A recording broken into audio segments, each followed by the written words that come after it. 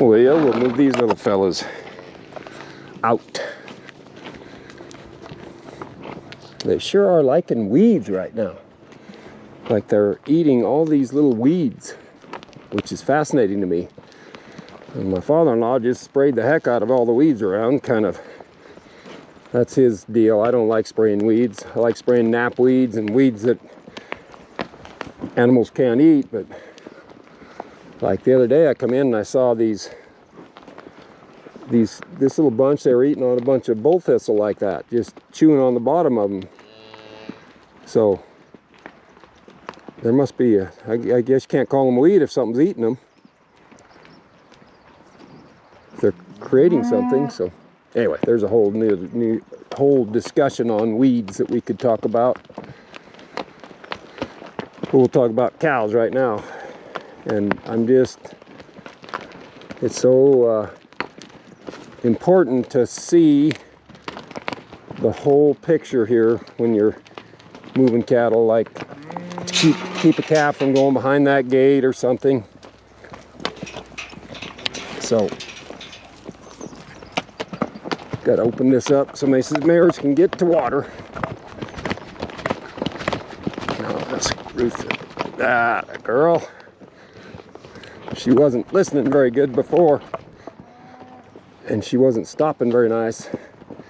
So we'll get that working again.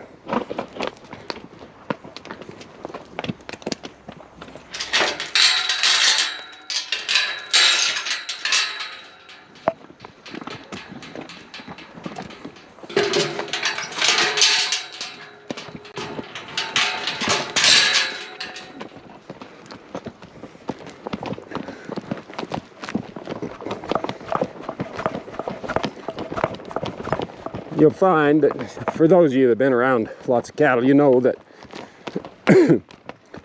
cattle know, like when they used to have those herds mix and things, it seemed like it would be an undaunting task to sort all, but really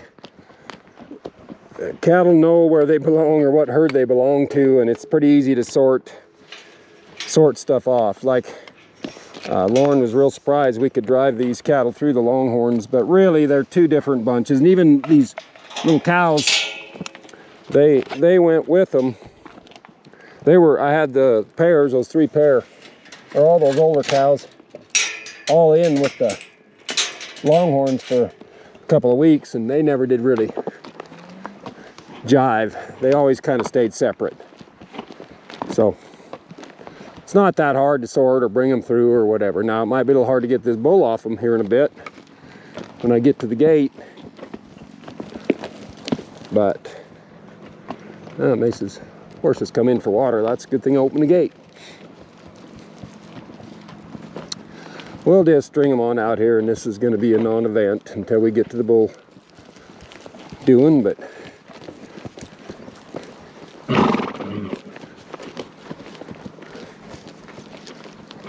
and again, like I was telling Lauren, my mom's on that lead cow. I'm going to see if I can get her to go to the right. I'm going to push her eye to the right, good.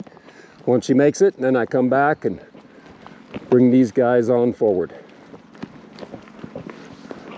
And I got to keep in mind what my dogs are doing too. Like Silver always gets up there and she gets up too far. Like Lion's a good dog. She's staying behind. Silver's wanting to do too much. She's an overachiever. And the big challenge is it doesn't really matter right now. Everything's working fine, but when getting a little higher pressure situations and she gets in the wrong spot, then she gets in trouble. So I should be like Charlie Trayer and be black and white and make sure everything is always the same.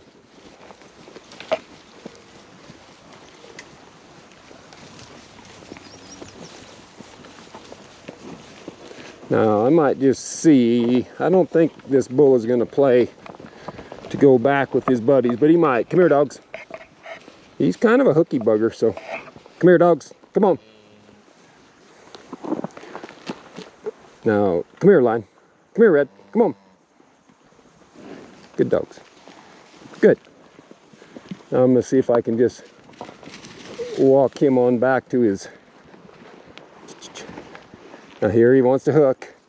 I'll just wait. Might move back and forth just a little bit on my saddle, cause him to step away. I'm just going to change his mind to those cows that's behind him. Good. Now if I had to step forward there, I just rocked back and forth in my saddle. I didn't even move my horse. And that was enough to get him to, if I had to step forward, I'd have broken into his challenge plane, we'll call it, or over the balance point. And that would have caused him to want to hook me or use his horns to get me to step back. And so the amount of pressure you use and not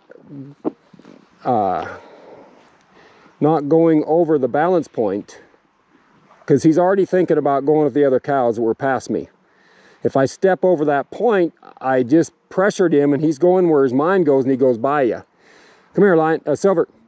So here, what I had to do there is I just had to change his mind, and that rocking back and forth in my saddle, that was just enough to get his mind to turn around.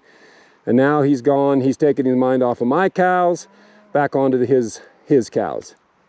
And that was a real good spot there. I like that a lot.